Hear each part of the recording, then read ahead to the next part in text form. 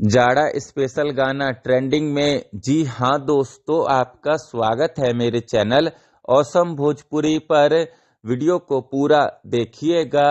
Video पसंद आए तो वीडियो को लाइक और चैनल को सब्सक्राइब कीजिएगा। दोस्तों, इस साल के स्टार्टिंग में पावर स्टार पवन सिंह का एक जाड़ा स्पेशल गाना आया था, जिस गाने का नाम चापा धन हो है।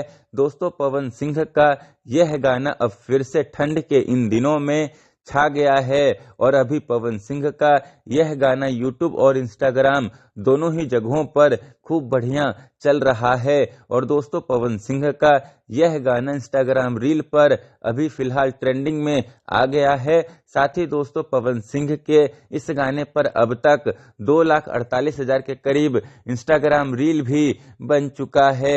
साथ ही दोस्तों, Pawan Singh official YouTube channel पर पवन सिंह के इस गाने पर 47 मिलियन व्यूज भी कंप्लीट हो गया है और 4,59,000 के करीब पवन सिंह के इस गाने पर अब तक लाइक भी आ चुके हैं। तो आप लोग इस गाने पर ऐसे ही अपना प्यार बनाए रखिए और इस गाने को जल्द से जल्द 50 मिलियन व्यूज के क्लब में शामिल कीजिए। धन्यवाद।